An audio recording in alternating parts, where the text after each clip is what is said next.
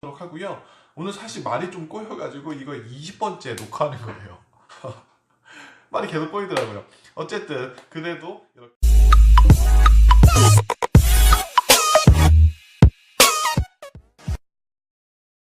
안녕하십니까. 도시생 읽어주는 오빠 도시생계의 아이돌 최강훈입니다. 뿅! 도시생 읽어주는 오빠 104회로 여러분들과 함께 하고 있습니다.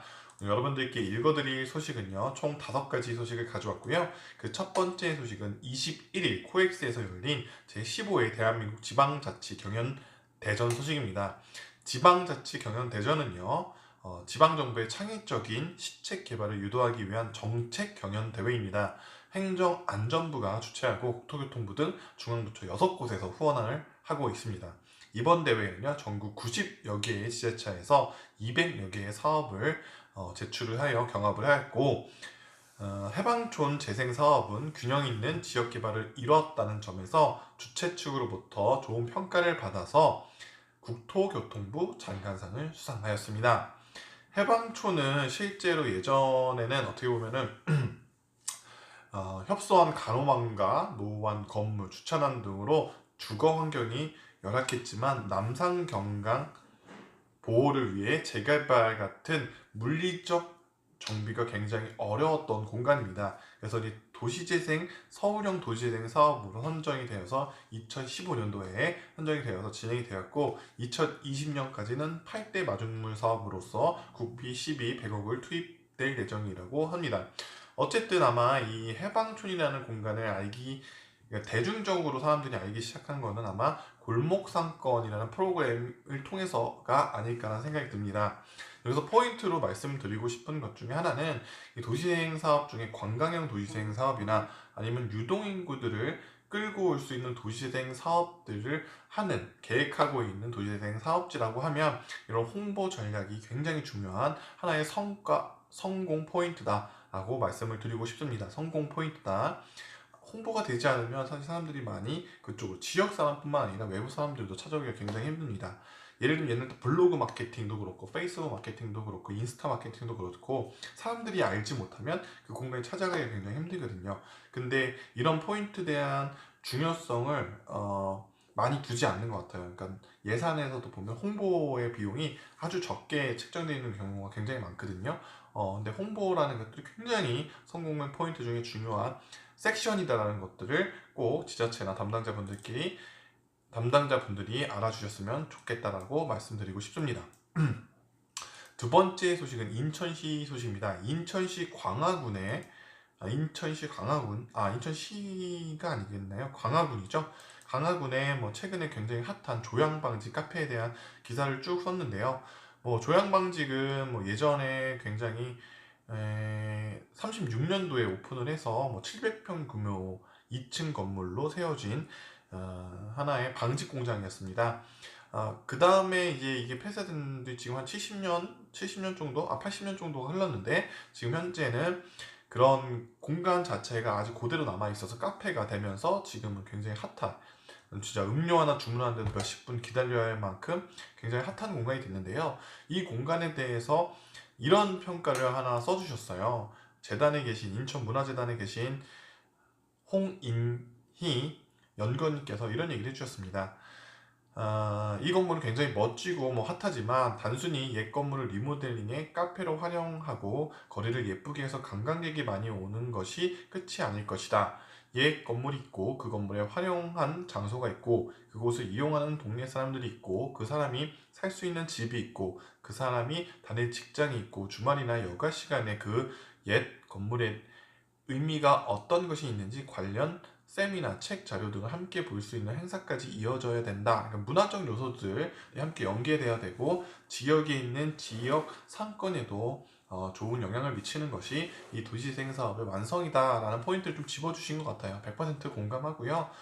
최근에는 이런 큰 공간들이 뭔가 도시재생 사업의 큰 모습으로 예제로 말씀을 하시는 경우들이 굉장히 많은데 사례 중심으로 공부하시는 분들이 있기 때문에 그렇다고 저는 생각이 들어요. 그러니까 도시재생 사업을 하면서 이런 큰 사례들을 가지고서 우리 지역에도 이런 큰 공간들을 만들어서 뭔가, 물론 때로는 잘 먹힐 때도 있지만 실제로 이런 것들은 작은 주민들이 주도한 도시재생 사업으로는 하기가 굉장히 어려운 부분들이 있습니다. 그래서 저는 이런 공간들은 어떤 지자체나 정부에서 주도를 해주고, 그럼 물론 공간들을 CRC라는 어떤 주민 주도형 기업들이 운영을 하는 것 플러스 그 플러스 이후에 그들이 더욱더 빛날 수 있도록, 그 다음에 그 지역이 전체적으로 경제 순환이 될 수 있도록 작은 공간들을 운영하는 사람들, 이야기들을 만들어 나가는 사람들을 좀 주목해 줄 필요가 있다고 생각이 듭니다.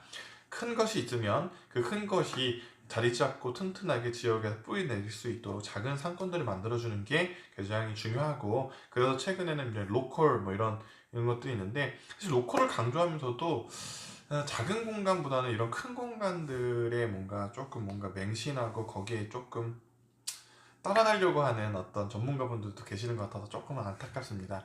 그렇지만 그렇지 않기 위해서 이런 의견들을, 작은 공간들이 굉장히 필요하고 그런 분들에 대한 어떤 처우나 인정을 해줘야 되는 사회적 분위기를 만들어내기 위해서 노력해주는 전문가분들이 있다는 것들에는 다시 한번 감사드리는 바입니다.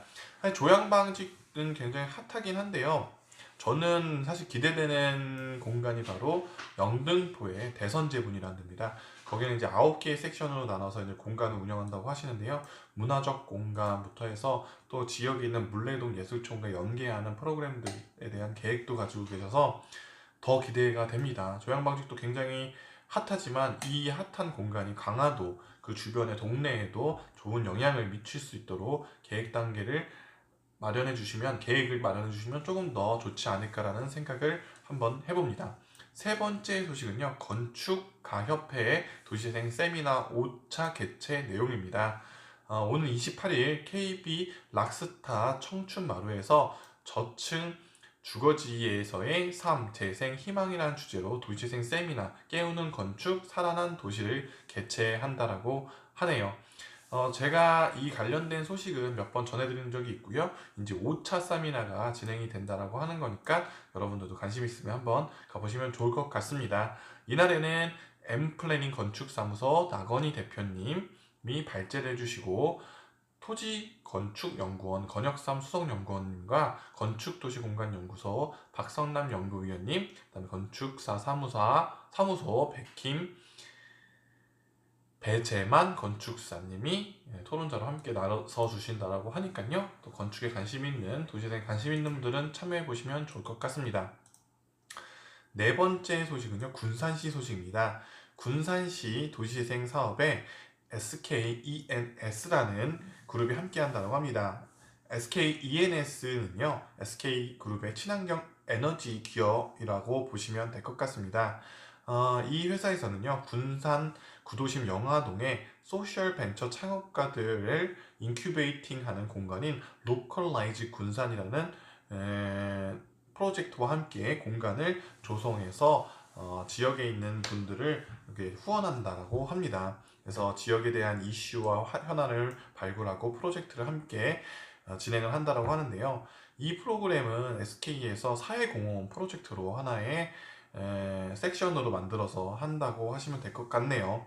그래서 거점 공간에 머물러 군산에 특화된 관광 연계 사업, 지역 특산품 브랜딩, 군산시 홍보 미디어 콘텐츠 개발 등 다양한 비즈니스 모델을 발굴한다라고 하고, 공익법인 행복나래 등 그룹 관계자들이 보유한 사업 역량도 함께 활용할 계획이라고 합니다.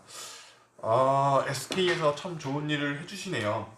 지금 그뿐만 아니라 또 군산을 시작으로 각 지역의 사회 문제를 주목해 그 지역의 맞춤형 혁신 프로젝트를 다각도로 발굴해 나갈 예정이기도 한다고 합니다. 천안도 오시면 좋겠고요. 또 이제 지역의 이런 큰 대기업들이 지역의 어떤 복지 사업의 일환으로서 어떤 이런 사업들 좀 해주시면 좋지 않을까라는 생각이 듭니다. 부럽네요. 로컬라이즈. 저는 사실은 이제 이거 사업들이 진행되기 좀 전과정들에 관련해서 참여한 적이 있어요. 그래서 더욱더 부럽고, 목포 이후에 이제 군산, 그러니까 전라도권이 참 이런 거 많이 잘 하고 계시는 것 같습니다. 뭐 더 말할 것도 없이 너무 부럽습니다, 사실. 그래서 로컬이 라이즈한다, 로컬라이즈 군산. 너무 좋고요. 저도 기회가 되면 이 모임들이나 개최가 될 때, 아니면 설명회를 할 때, 아니면 관련된 뭐 발제를 할 때 꼭 참여해서 여러분들께 공유해 드릴 수 있도록 하겠습니다. 너무너무 부럽고요. 이런 군산과 함께 기업들이 움직이는 거, 다양한 지자체에서도 좀 참고해 주시면 좋을 것 같습니다. 마지막 소식은요, 그 서울에 있는 그룹 중에 만포 만보가 운영하는 연남동 여행자 카페 산책 소식인데요. 여기에서 이제 어반 라이브 강연을 한다라고 합니다. 3월 27일 수요일 오후 3시에 제1회 어반 라이브를 개최한다라고 하고요. 첫 번째 연사는 대전에서 활동하고 있는 김준태 도시여행자 대표님이십니다. 사실 도시여행자는 저도 사실 천안 활동하기 전에 선진지로 좀 갔던 경험이 많고 강연에서도 많이 봬요. 근데 이 부부이시죠, 두 분이. 근데 아주 멋져요.